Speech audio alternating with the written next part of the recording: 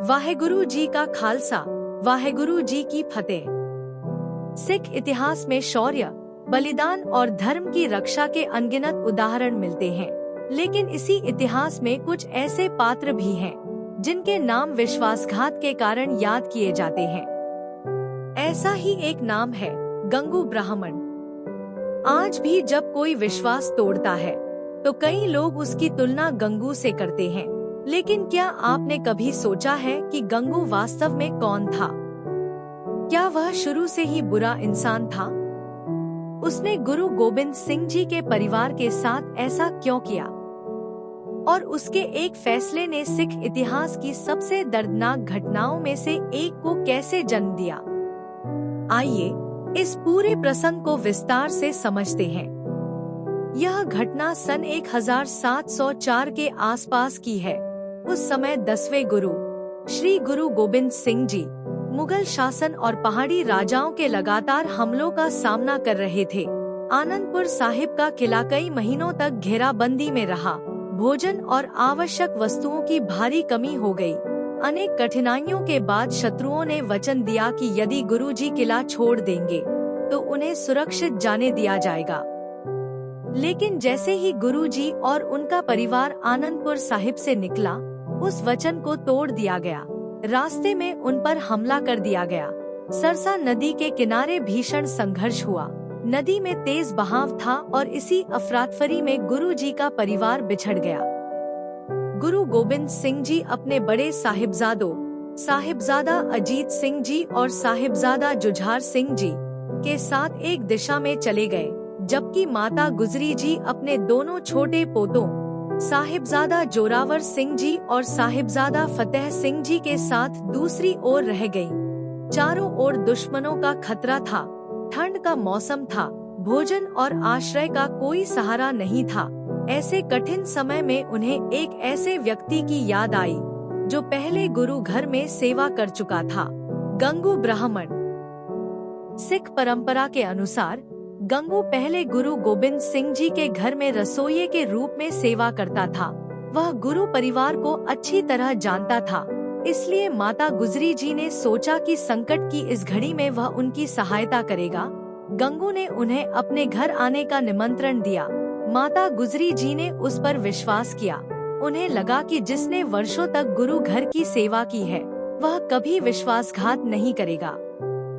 लेकिन इतिहास यहीं से करवट लेता है। कहा जाता है कि रात के समय गंगू की नजर माता गुजरी जी के पास रखे कुछ कीमती सामान और धन पर पड़ी और उसके मन में लालच उत्पन्न हुआ। वह सोचता था कि यह सामान उसके लिए कितना फायदेमंद हो सकता है। उसने वह सामान चुपचाप अपने पास रखने की कोशिश की, लेकिन उसके मन में एक अजीब सी घबराहट भी थी। अगली सुबह जब माता गुजरी जी ने अपना सामान खोजा और गंगू से पूछा, तो वह क्रोधित हो गया। उसे डर था कि यदि बात फैल गई तो उसकी चोरी पकड़ ली जाएगी और वह नहीं चाहता था कि उसकी सच्चाई सामने आए। सिख ऐतिहासिक परंपरा के अनुसार लालच और भय ने उसके विवेक पर पर्दा डाल दिया और उसने स्थानीय अधिकारियों को सूचना दे दी कि गुरु गोबिंद सिंह जी की माता और उनके दोनों छोटे पुत्र उसके घर में छिपे हुए हैं। यह एक ऐसा कदम था जिसने इतिहास की दिशा बदल दी। कुछ ही समय में सैनिक गंगू के घर पहुँचे। माता गुजरी जी और दोनों साहिबजादों को गिरफ्तार कर लिया गया और उन्हें सरहिंद ले जाया गया, जहां उस समय वजीर खान शासन करता था। यह एक ऐसा स्थान था जहां न्याय और अन्याय के बीच की रेखा बहुत पतली थी।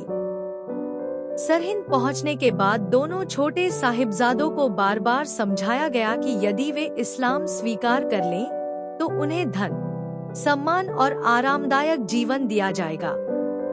लेकिन 9 वर्ष के साहिबजादा जोरावर सिंह जी और लगभग 7 वर्ष के साहिबजादा फतेह सिंह जी ने दृढ़ता से इनकार कर दिया। उन्होंने स्पष्ट कहा कि वे अपने दादा गुरु तेग बहादुर जी के बलिदान और अपने पिता गुरु गोबिंद सिंह जी की शिक्षाओं को कभी नहीं छोड़ेंगे। धर्म बदलकर जीवन बचाना उन्हें स्वीकार नहीं था। इतनी छोटी आयु में भी उनका साहस देखकर दरबार के लोग आश्चर्यचकित रह गए, लेकिन वजीर खान ने उनकी अडिग आस्था को देखकर कठोर दंड देने का निर्णय लिया। सिख परंपरा के अनुसार दोनों साहिबजादों को पहले जीवित दीवार में चिनवाने का प्रयास किया गया और अंततः उन्हें शहीद कर दिया गया। यह घटना सिख इतिहास की सबसे मार्मिक और प्रेरणादायक शहादतों में गिनी जाती है।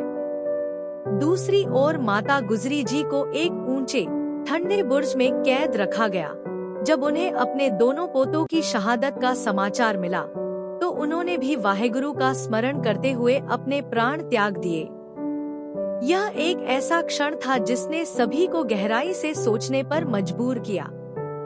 अब प्रश्न उठता है, क्या इन सब घटनाओं का कारण केवल गंगू था? इतिहास बताता है कि इन घटनाओं के पीछे मुगल शासन और वजीर खान की नीतियां भी प्रमुख कारण थी। लेकिन सिख परंपरा में गंगू का नाम इसलिए विशेष रूप से लिया जाता है क्योंकि उसने उस विश्वास को तोड़ा जो माता गुजरी जी ने उस पर किया था। यदि वह चाहता तो इतिहास की दिशा बदल सकता था, लेकिन उसने ऐसा नहीं किया और यही बात उसे हमेशा के लिए याद रखी जाएगी।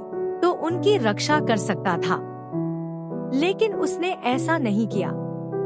इसलिए सिख इतिहास में गंगू केवल एक व्यक्ति नहीं, बल्कि लालच, स्वार्थ और विश्वासघात का प्रतीक बन गया। इस घटना से हमें बहुत बड़ी सीख मिलती है। धन का लालच इंसान से सही और गलत की पहचान छीन सकता है। विश्वास एक ऐसी अमानत है जिसे एक बार खो दिया जाए तो उसे कभी वापस नहीं पाया जा सकता। वहीं दूसरी ओर छोटे साहिबजादों का जीवन हमें सिखाता है कि उम्र नहीं, बल्कि विचार और चरित्र इंसान को महान बनाते हैं। मात्र 7 और 9 वर्ष की आयु में उन्होंने अपने धर्म, अपनी आस्था और अपने सिद्धांतों के लिए सर्वोच्च बलिदान दिया। यही कारण है कि आज भी पूरी दुनिया उनके साहस, त्याग और अटूट विश्वास को श्रद्धा से नमन करती है।